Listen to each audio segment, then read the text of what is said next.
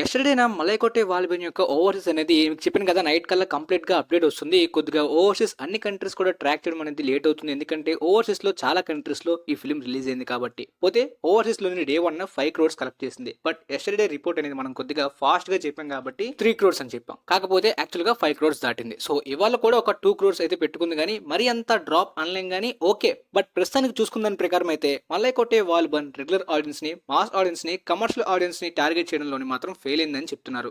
ఇప్పటిదాకా world wide గా 16.8 crores ని కలెక్ట్ చేసింది. సో డే 1 ఓవర్సీస్ రీ అప్డేట్ ప్రకారం 12 crores వరకు కలెక్ట్ చేసింది గైస్. సో డే 2 4 crores వరకు పడిపోయింది. సో దాని అర్థం అయితే ఈ ఫిల్మ్ కి హోల్డ్ కనిపించట్లేదు. అండ్ స్ట్రాంగ్ అని చెప్పలేను, కానీ బడ్జెట్ అయితే ఎస్టిమేషన్స్ ప్రకారం 40 crores. చాలా కేరళ ఫిల్మ్స్ కి కొన్నిసార్లు ఓన్ రిలీజ్ ఉంటుంది, డిస్ట్రిబ్యూషన్ రిలీజ్ కూడా ఉంటుంది. బట్ ప్రస్తుతానికి ఇప్పుడు డిస్ట్రిబ్యూషన్ ఏ రేంజ్ థియేట్రికల్ రేట్స్ కి అమ్మారో మనకు తెలియదు, కానీ గ్రాస్ ప్రకారం కూడా బడ్జెట్ ని దాటుతుందంటే ఖచ్చితంగా చెప్పలేం. సో పెద్ద డిజాస్టర్ అయ్యేలాగే కనిపిస్తుంది బాక్స్ ఆఫీస్ దగ్గర. బట్ డే 1 కన్నా డే 2 కొంతమంది ఫిల్మ్ లవర్స్ అయితే అప్రిషియేట్ చేయడం కానీ, అండ్ మోహన్ లాల్ గారి పర్ఫార్మెన్స్ బాగుందని చెప్పి కానీ ప్రైజ్ చేయడం ఈ విధంగా కనిపిస్తుంది. బట్ ఎంతైనప్పటికీ ఫిల్మ్ లవర్స్ కి అలాంటి వాళ్ళని అట్రాక్ట్ చేస్తే సరిపోదు. ఇండియాలో మినిమం కమర్షియల్ హిట్ అవ్వాలి, పెద్ద స్కేల్ ఫిల్మ్ అంటే అది ఖచ్చితంగా కమర్షియల్ ఇంగ్రీడియంట్స్ అన్ని కూడా ఉండాల్సిందే. అది రూల్ అనమాట. ఇక్కడ కొన్ని ఫిల్మ్స్ కి అవేం లేకుండా కూడా పెద్ద సెన్సేషన్ అయినా ఉన్నాయి, కాకపోతే అవి రేర్ అనమాట. ప్రతిసారి దాని మీద బేస్ చేసుకుని నమ్మేలాం. ఇక తర్వాత గుంటూరు కారం అయితే పెద్ద డెవలప్మెంట్ కనిపించలేదు గైస్ ఫ్రైడే, అందుకనే అప్డేట్ ఆపేశాను. మొత్తం వీక్లీ మాట్లాడుకోవాలి ఆ ఫిల్మ్స్ గురించి. అండ్ ఆయలన్ కూడా అదే పరిస్థితి. అండ్ క్యాటన్ మిల్లర్ కూడా తెలుగు స్టేట్స్ లో 65 lakhs షేర్ అయితే కనిపిస్తుంది.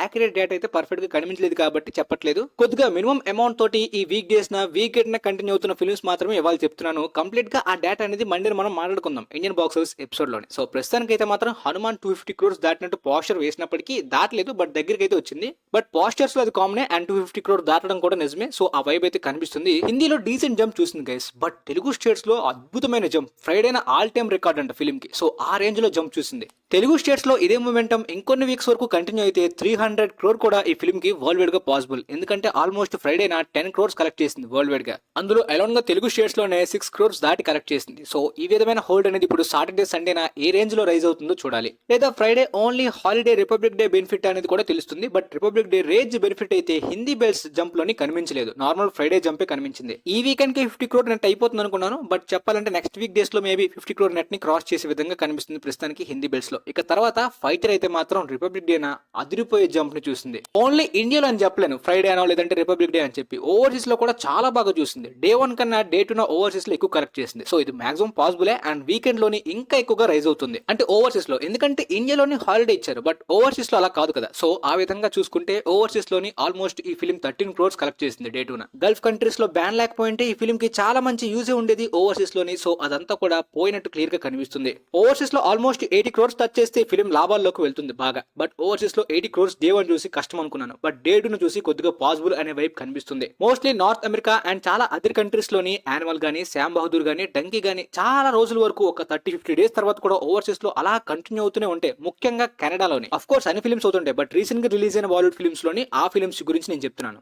ఓన్లీ యూఎస్ఏ కాకుండా కెనడా కూడా ఆ బెనిఫిట్ ఉండడం వలన ఇప్పుడు ఈ ఫిల్మ్ కూడా అదే మొమెంటం కంటిన్యూ చేస్తే చాలా మంచి నెంబర్స్ ఓవర్సీస్ నుండి కలెక్ట్ చేయొచ్చు. ఇండియాలో ఆల్మోస్ట్ 70% జంప్ చూసింది. సో ఈ ఫ్రైడే జంప్ అనేది డే 3 మేబీ కొంతమంది డ్రాప్ కావచ్చు, ఎందుకంటే హాలిడే తర్వాత నాన్ హాలిడే సాటర్డే కదా అని అంటున్నారు. సో ఒకవేళ ఇవాళ నాన్ హాలిడే ఎఫెక్ట్ లేకుండా మంచి హోల్డ్ గానీ కనిపించింది అనుకోండి అన్ని సెంటర్స్ లోని, అప్పుడు సండే నా చాలా పెద్ద బెనిఫిట్ ఈ ఫిల్మ్ యూజ్ చేసుకోవచ్చు. ప్రస్తుతానికి వర్డ్ ఆఫ్ మౌత్ చాలా పాజిటివ్ గా ఉండడం మాత్రమే కాదు, ఎస్టర్డే నా రిపబ్లిక్ డే సందర్భంగా చాలా మంది ఫ్లాగ్స్ పట్టుకుని థియేటర్స్ లోని ఎంజాయ్ చేశారు ఫిల్మ్ తోటి. మొత్తానికి వరల్డ్ వైడ్ గా 100 crore ని టచ్ చేసింది. సో చెప్పాను కదా డే 1 కన్నా డే 2 రైజ్ చూసిందని చెప్పి. ఆల్మోస్ట్ చాలా పెద్ద రైజ్ ఈ ఫిల్మ్ చూసింది. ఇక డే 3 డే 4 కూడా ఇదే రైజ్ చూస్తే వీకెండ్ లోనే హ్యూజ్ నెంబర్స్ ఈ ఫిల్మ్ కలెక్ట్ చేస్తుంది. నెక్స్ట్ 2 weeks వరకు నార్త్ మార్కెట్ లో ఎలాంటి ప్రాబ్లం కూడా ఈ ఫిల్మ్ కి లేదు కాబట్టి చాలా మంచి నెంబర్స్ ఎర్న్ చేయొచ్చు. అండ్ నెక్స్ట్ వచ్చేది కూడా రోబాటిక్ టైప్ లోని రామ్ కామ్ జోనర్ కాబట్టి షాహిద్ కపూర్ ది అంత పెద్ద యాక్షన్ ఫిల్మ్ కాదు కాబట్టి ఎఫెక్ట్ ఉండకపోవచ్చు. మరి చూడాలి ఏమవుతుందో. సో ఈ వీకెండ్ కి ఫైటర్ జెట్ గాల్లో ఎగరాలి. సో మండే తర్వాత ఏ విధమైన డ్రాప్ ఉంటుందో, ల్యాండింగ్ ఉంటుందో మనకి క్లారిటీ వస్తుంది ఫిల్మ్ ఫైనల్ రన్ మీద.